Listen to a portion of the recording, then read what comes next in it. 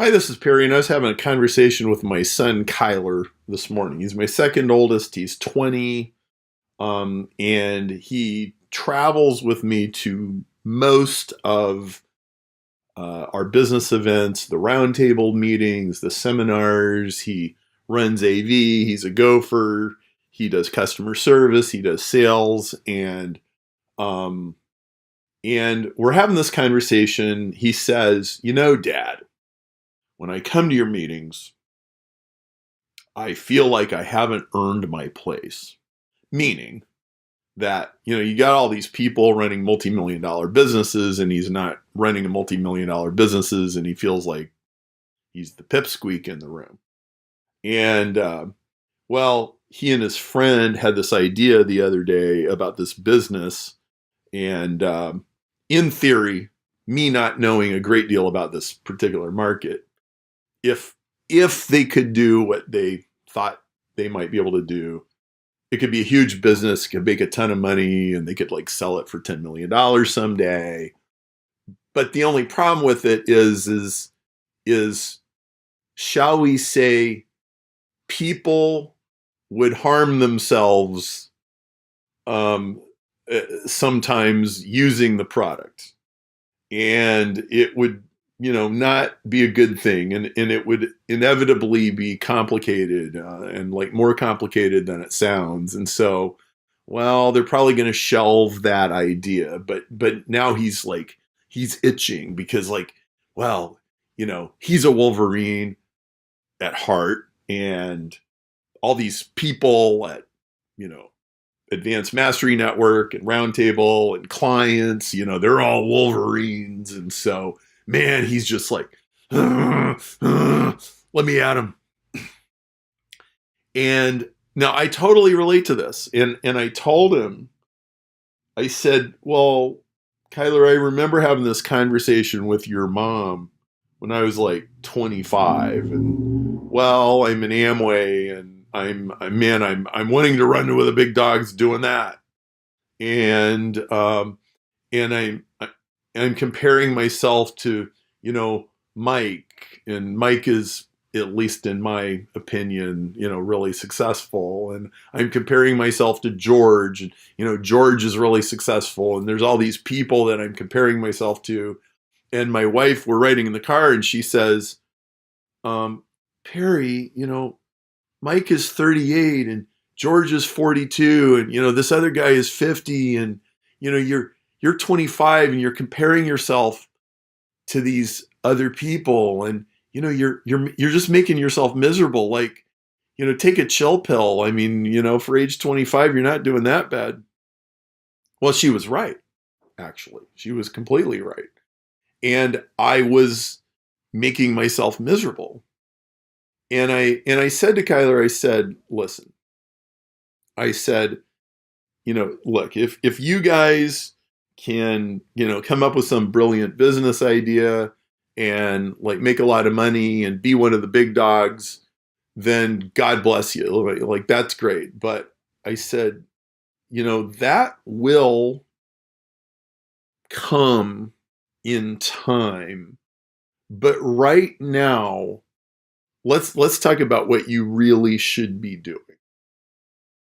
You're 20 years old. And look, I said, the opportunities that are available to you and the possibilities that exist for you are exponentially bigger than what I had when I was 20. I said, when I was 20, I'm a pastor's kid whose dad died 3 years ago, and I'm in college studying engineering, and I'm thinking about signing up in Amway, and it's the early 90s, and there's not an internet, and there's all these things, and I'm not traveling with my dad all over the world and meeting all these people. I said, look, you've got plenty of opportunities, and those are gonna eventually happen.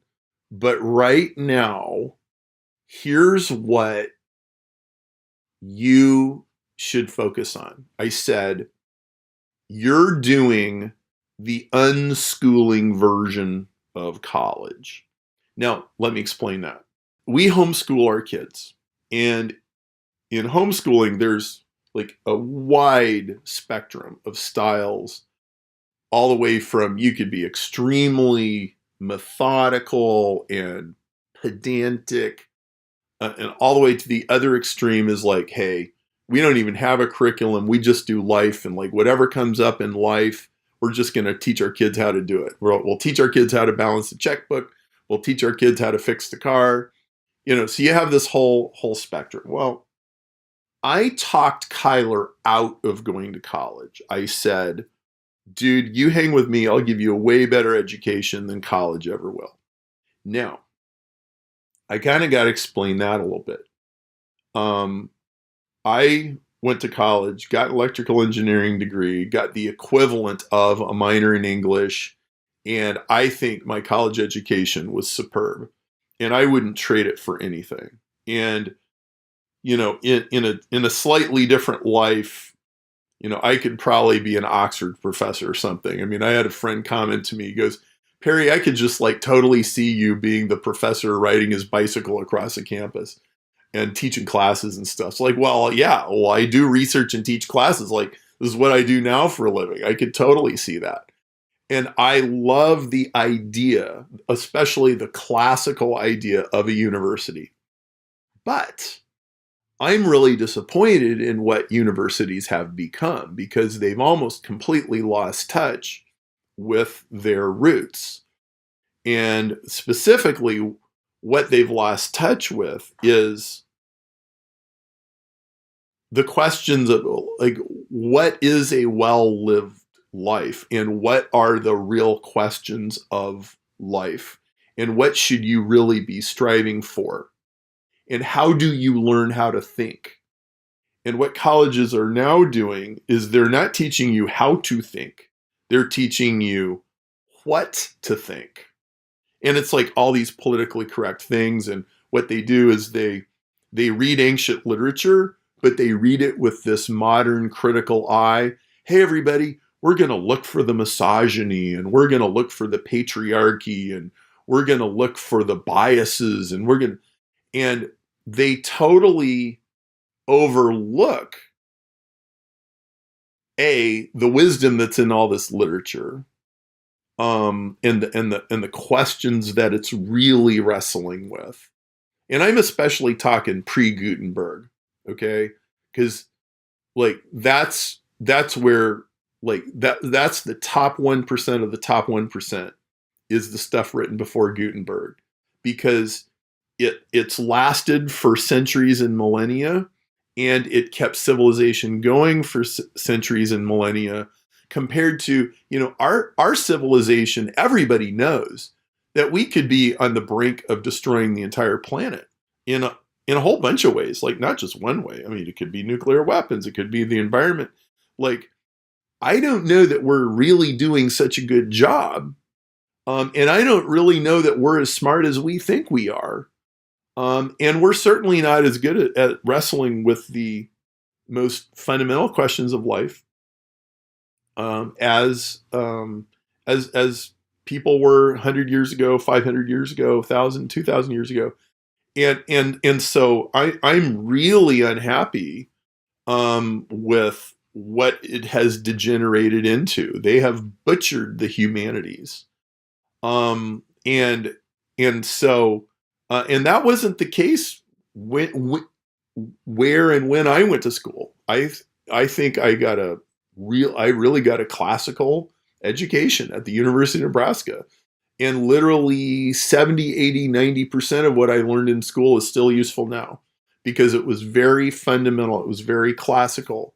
And I didn't even realize at the time how my teachers were prioritizing, but the really good ones were doing that. And I said, listen, I said, Cuyler, your job is between 20 and 30 is to build your foundation.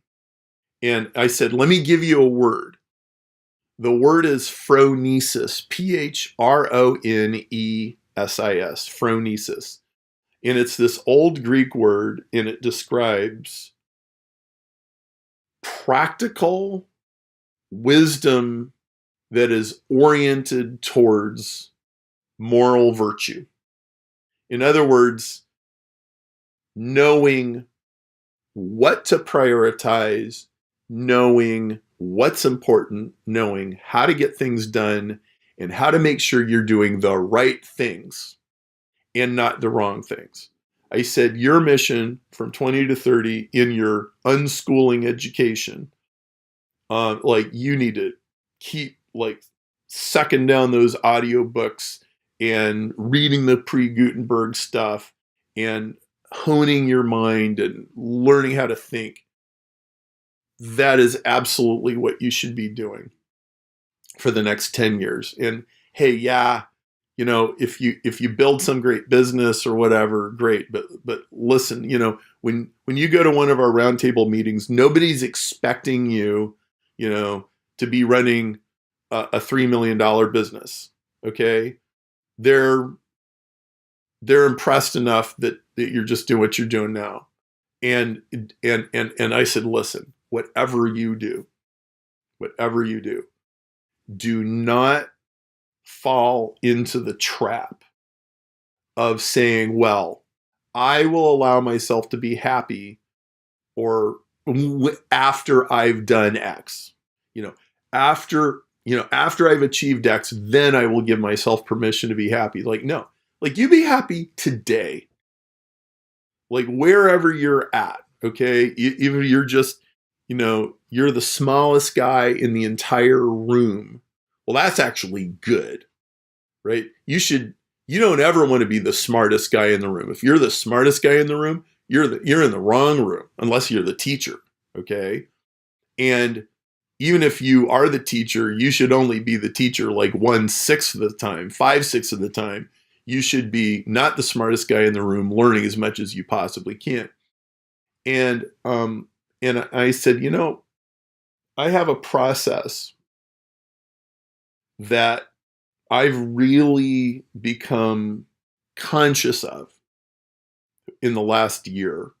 But this is what I do. I said, and Cuyler, you're going to have your process, and you got to figure out what your process is. But I said, my process is I break things.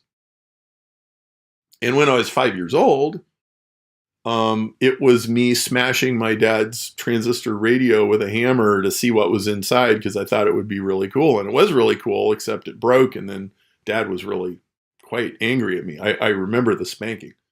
But as I've grown older, it's been less about smashing things with sledgehammers, but more about deconstructing things, taking things apart. Like, yeah, I know everybody thinks it ought to be done this way, but hey, if we like unbolt this part over here and we take this off, we completely throw this stuff away, we add this other stuff, hey, we get this like whole new thing. And like, this is what I do.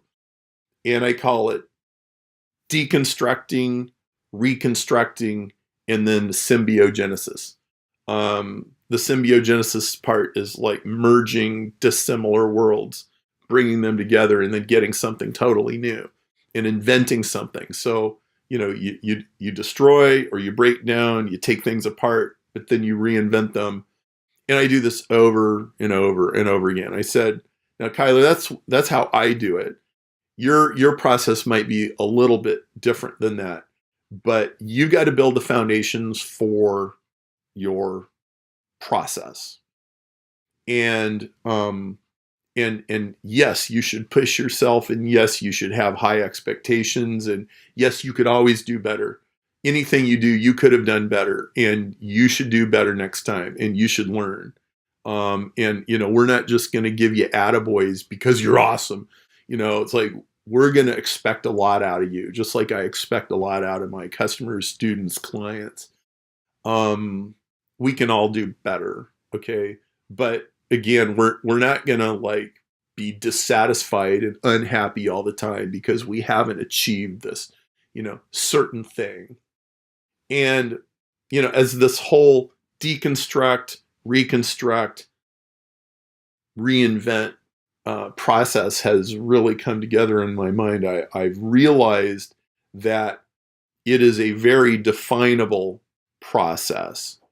And, you know, you could use it for anything from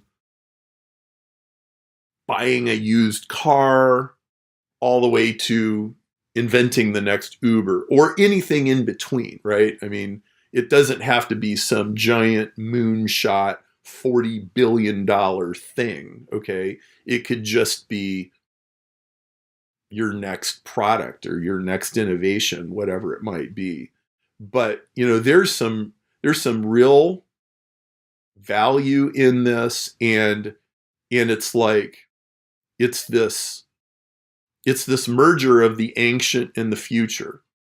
It's a merger of like the ancient pre-Gutenberg ideas, yet the absolute bleeding cutting edge of the very next thing in business, which entrepreneurs always have to evolve. We always have to invent the future every single day. And the cool thing is that when you blend the ancient and the modern, and when you build the modern in such a way that it honors the ancient, then what you end up doing is creating new things that will last a really long time. Now, let me just give you a really simple example of this that anybody could understand. Writing books about internet advertising is really challenging because it's one thing to tell somebody which thing to click on and which tactic to use and which strategy to use and like get a result.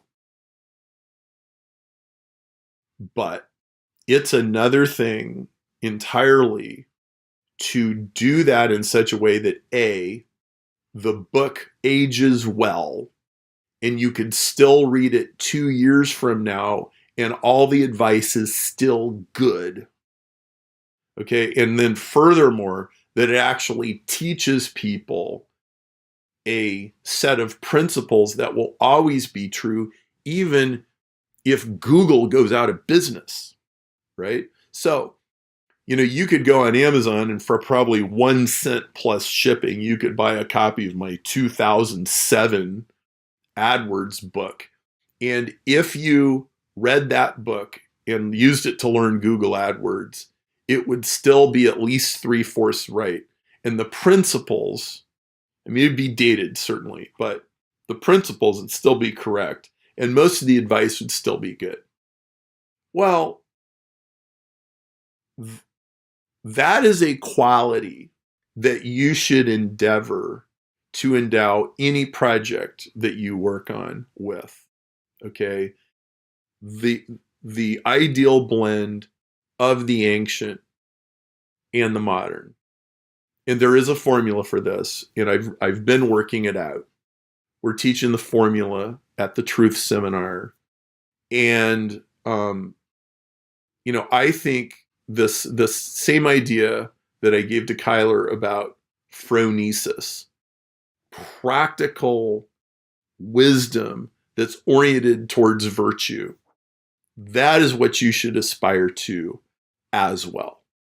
And you should steadfastly resist the temptation to do things that will get you an immediate result, but will probably harm people. And I think a lot of business gurus are often guilty of overlooking the collateral damage that they do with incomplete advice.